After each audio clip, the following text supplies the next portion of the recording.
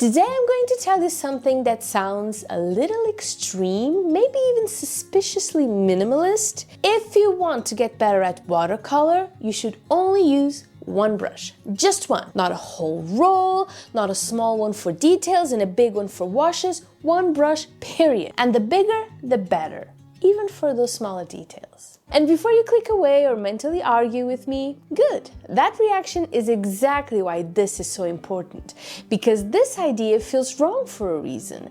And that reason is quietly sabotaging a lot of beginner watercolor paintings and intimidating us into quitting altogether. Let's start with a familiar scene. You sit down to paint. You set up your palette, you fill your water jars, and then you open your brush case. There's a flat brush, a tiny round, a medium round, maybe a mop, maybe one that's kind of frayed, but you keep it just in case. And before you paint it a single stroke, you're already making decisions. Which brush should I start with? Which one is right for this part? Should I switch now or later? That tiny background noise in your head, that's not creativity, that's cognitive load. And watercolor is very sensitive to it. Immediately you feel overwhelmed, but you start painting anyway. Big shapes first. You grab a medium brush, it's going okay.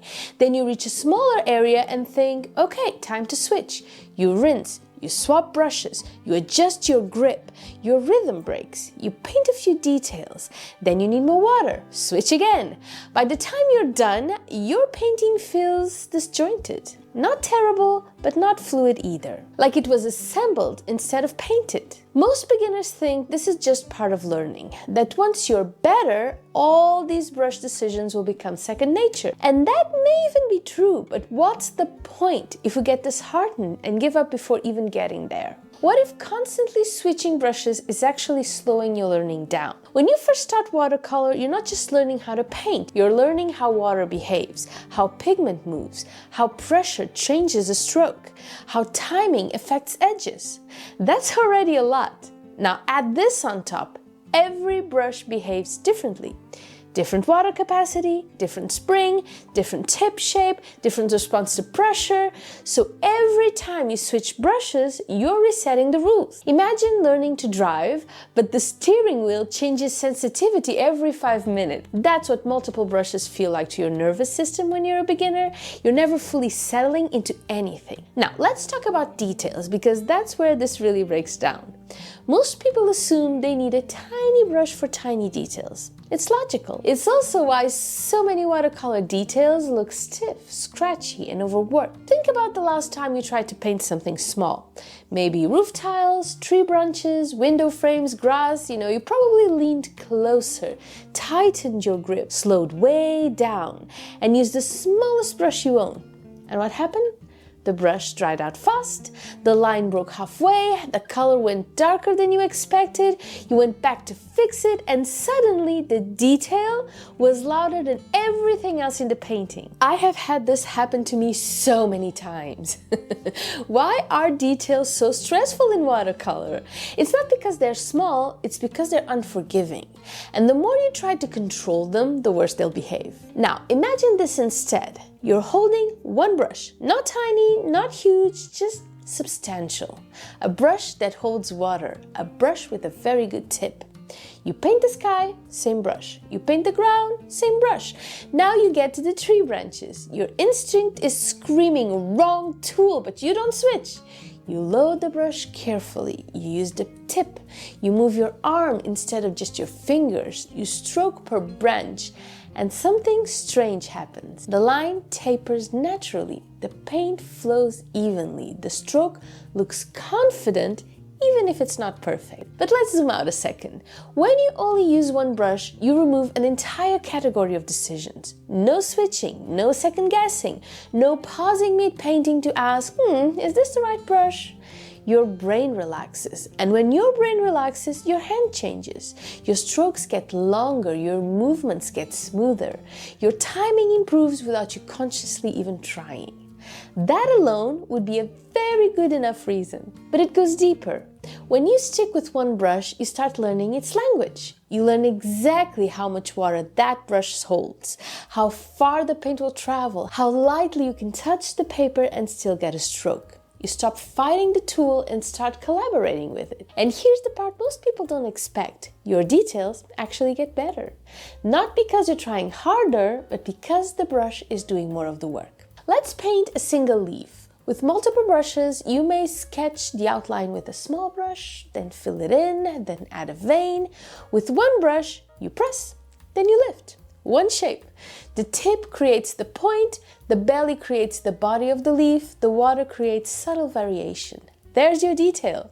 No outlining, no fixing, no fuss. And if you want to get a bit philosophical about this, watercolor details are often an illusion. They're not about precision, they're about suggestion. A single confident stroke can describe more than 10 careful ones. And guess which kind of brush encourages confident strokes? Now, let's address the big objection. But what about teeny tiny details like eyelashes or wires or thin branches? Here's the thing, most of those details don't need to be as tiny as you think. When you use a big brush with a sharp tip, you can make extremely fine lines, finer often than a chipped tiny brush that's starved of water. Because the big brush stays wet. It doesn't force you to stop mid-stroke, it doesn't leave dry, scratchy marks. You get one clean movement instead of 5 broken ones. Try painting a single blade of grass. Tiny brush version. Short, hesitant strokes. Reloading constantly. One brush version. Load, touch, lift, done.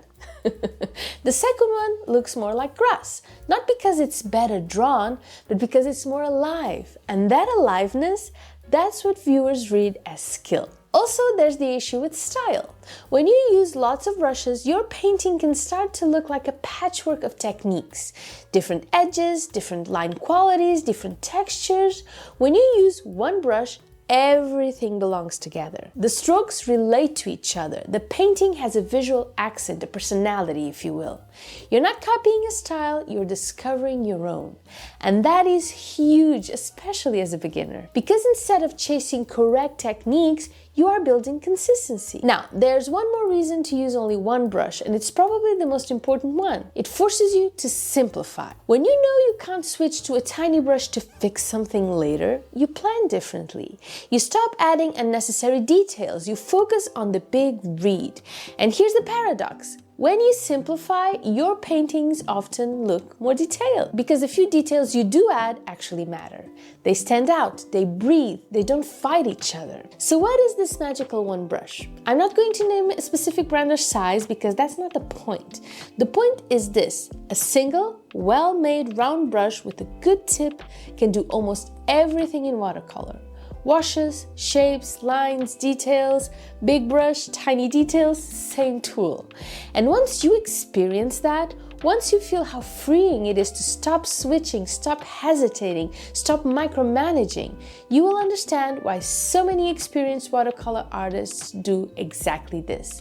Not because they can't use more brushes, but because they don't need to. And when you realize that the brush you thought was too big is actually the one giving you the cleanest lines, your softest transitions, and your most convincing details, that's the moment this video ends, the painting dries, and you look at your brush cup and think, so that's why one brush is enough.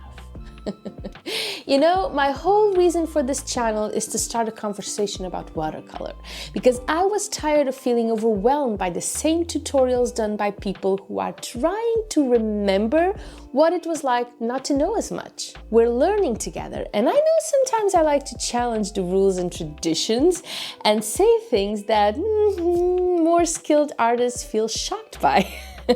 But to me, that's how we truly learn. Not by mindlessly following others, but by questioning and understanding why things are the way they are, and how we can learn by doing things differently, and sharing knowledges and ideas amongst each other. So I hope you will let me know your thoughts on this, and bear with me even when I say things you may not agree with. Talk to you soon. Bye bye.